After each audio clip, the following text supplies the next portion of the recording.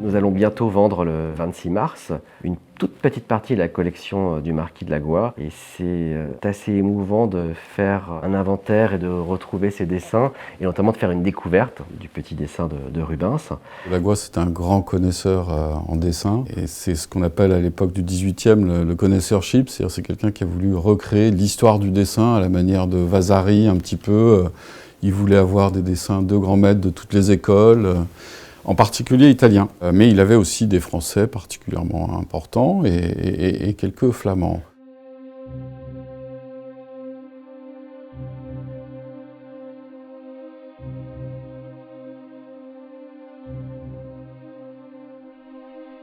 On tombe sur ce petit dessin qui tout de suite me met la puce à l'oreille. Je venais de voir une copie un mois auparavant et je me dis mais là c'est incroyable, c'est le vrai, c'est le bon dessin. J'avais vu que le dessin était perdu.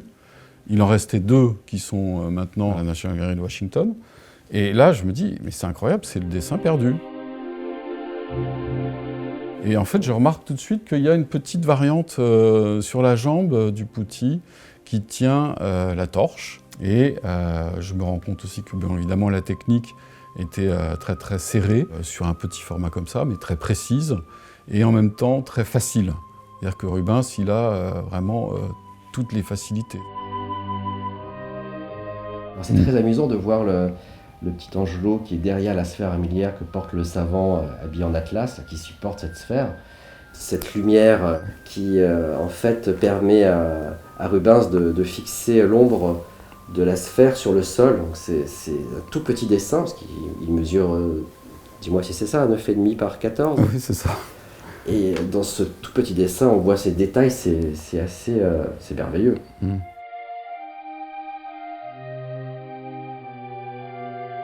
Le dessin est passé au stylet, ce qui prouve qu'il a servi pour une gravure, pour un report en tout cas, et en sens inverse de la gravure originale. Donc c'était vraiment le dessin ayant servi au travail du graveur.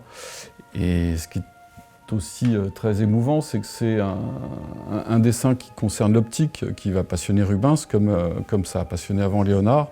Et en même temps, Rubens, lui, il rend ce sujet un peu quand même austère. Mathématiques, optique, bon, tout le monde se dit qu'est-ce que c'est que ça, là, ça ne nous concerne pas. Et en fait, avec les puttis, il en fait un jeu. Et il en fait un jeu d'enseignement. Vous avez le savant qui tient la sphère, et autour, les puttis, il y en a un qui s'occupe de la lumière, l'autre qui prend les mesures, le troisième qui observe. Donc on a toutes les strates de l'élève. Et le livre d'Agolionus, c'était ça, c'était apprendre aux savants ou aux amateurs, on va dire, ou aux peintres, les grands problèmes de l'optique, comment les résoudre le plus facilement possible. Ça date de 1613. C'est une période, si vous voulez, 1613, pour Rubens, vraiment importante. C'est un sommet dans sa carrière dans le Nord, parce qu'il a été en Italie très longtemps, en Espagne. Et là, quand il arrive dans le Nord, la cathédrale d'Anvers et le travail avec Aguilonus était vraiment quelque chose de prépondérant et d'important pour lui.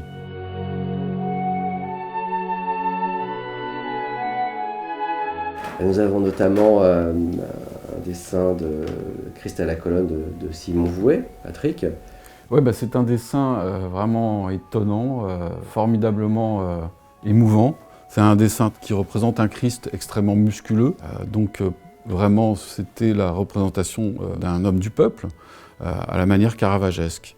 Et en même temps, Vouet y introduit une dimension très humaine avec cette tête penchée sur le côté de l'homme fort qui se laisse faire un petit peu, donc c'est le destin du Christ. Hein. Ouais. Et on voit cette grande mèche qui tombe sur l'épaule, c'est vraiment très très émouvant comme dessin. C'est un dessin qui était inédit, qui est en rapport avec le tableau du Christ à la colonne, tableau qui est au Louvre et qui est actuellement attribué à Vouet et son atelier. Il y a plusieurs dessins, il y a 3 dessins qui sont préparatoires pour ce tableau, et les 3 dessins sont de Vouet. Donc c'est un tableau qui a été réalisé, si vous voulez, sous la direction de Vouet, avec ses dessins, par sans doute des membres de son atelier. Oui, c'est vraiment très beau. Vraiment une émotion qui se dégage du Christ.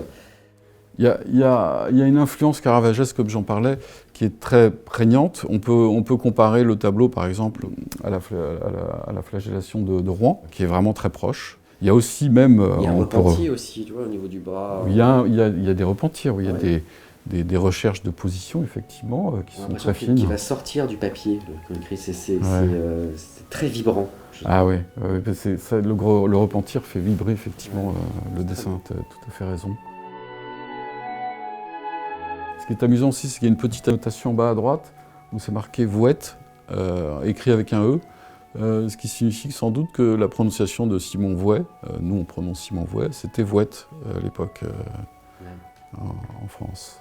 Alors si on regarde derrière, au dos du dessin, il y a une ancienne attribution qui est de la main du marquis de Lagois, mais que c'est un dessin, une étude préparatoire du Christ à la colonne de Stache Le Sueur. On pensait auparavant que l'œuvre était de Le Sueur. Alors puisqu'on parle de Le Sueur, on a aussi deux grands dessins de Le Sueur qui sont ici. Ouais. C'est les martyrs de Saint-Gervais et Saint-Protais. Voilà.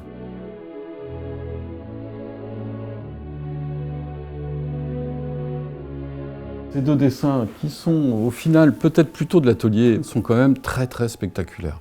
C'est des dessins historiquement très importants parce que ce sont deux projets pour des vitraux dans l'église Saint-Gervais, qui était la dernière grande commande un peu de Le Sueur. Ce sont deux très beaux dessins, basés sur la perspective, sur l'organisation.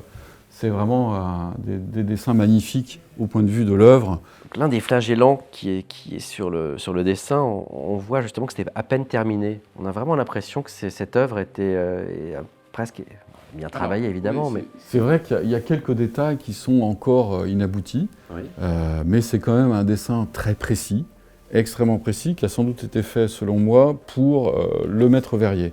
C'est-à-dire que Le Sueur a dû faire un dessin original d'un peu moins grande taille. Un membre de l'atelier s'est, dévolu à l'agrandir à la taille du vitrail, mais il y a quelques détails qui ont été négligés. Alors est-ce que c'est parce que de toute façon on ne pouvait pas voir ensuite le détail sur le verre? C'est possible. Le vitrail simplifie un petit peu les finesses de la peinture. Donc atelier de Le Sueur, mais presque Le Sueur et surtout... Ouais, et surtout une œuvre extrêmement importante et rare, et historiquement donc la dernière trace de ce travail.